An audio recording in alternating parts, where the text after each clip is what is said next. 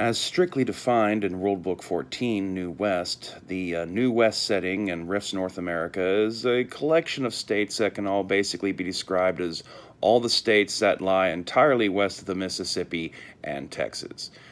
Um, I feel like within the setting itself, though, since the while there might be people who still consider certain areas of the continent to be Canada or America or Mexico, those governments are long since gone, and so some of these regions really should kind of overlap a bit more than as presented. So I would consider the New West to basically be everything that's west of the strip that the coalition states have carved out of North America, and that strip basically goes roughly from Hudson Bay all the way down to the exit of the Mississippi. And all the unclaimed territories to the west of that would be the New West. And it is the region that is the most open for expansion. The coalition, because of the magic zone and stuff like the dark woods of Alabama and the dinosaur swamps, the southeast of the old North American continent is just always going to be a bit of an uphill climb, shall we say, to pacify and try to occupy. Whereas while there are, ley line hotspots and all that kind of stuff in the western zone, it's not quite as saturated and there's more open space. And there were less survivors of the cataclysm out there. That whole region was heavily affected by volcanic activity during the post-apocalyptic Dark Age, between both Yellowstone popping and a bunch of old dormant and extinct volcanoes across New Mexico and Arizona and northern Mexico, going back off during all that time. And, the Rocky Mountains kind of partially de-shifting here and there. Just the human population out west was pretty much destroyed. And so it's much more kind of open to occupation.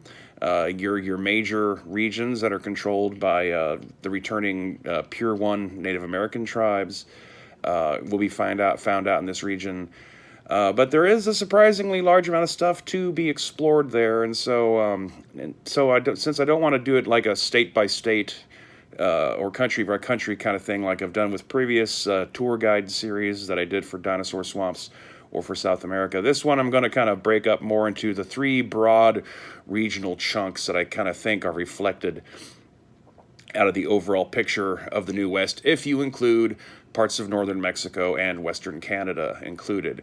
The three main regions would be the New Frontier on the High Plains, which is basically everything north of Texas, all the way up through the Dakotas and up through Alberta and 2 parts north.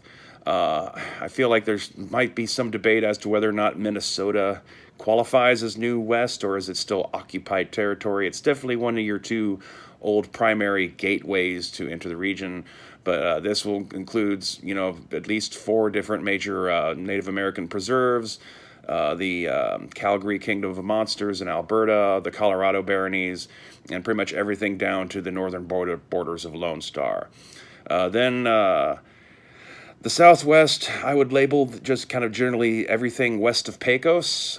This includes, your Mojave Deserts, Albuquerque and the Pueblo regions of New Mexico, Arizona, California, and the northern parts of Mexico that mirror those regions, and extending as far north up into Nevada and Utah somewhat.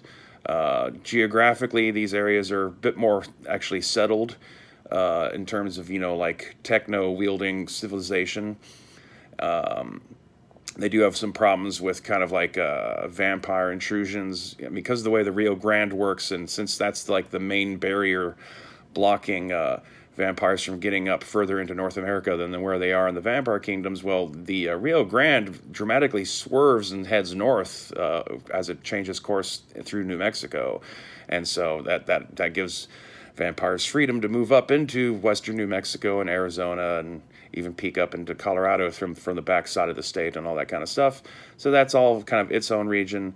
And then the third region, I guess maybe like the Pacific Northwest, the back west, maybe as an alternative to calling it the outback. It's the least populated, explored, and developed regions. Out here is where, Lord Coke keeps his, cyber night school.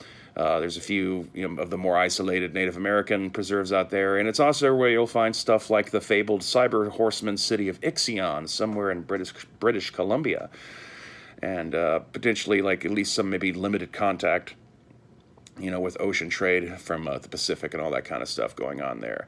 And so I guess that's just kind of the basic overview of what's going to be detailed in following videos on the subject. There's a lot to cover, so I'm not going to be putting out a single one every day about the New West, so expect them, periodically for over the next week or so. And so that's it. Talk to you later, and stay waspinated.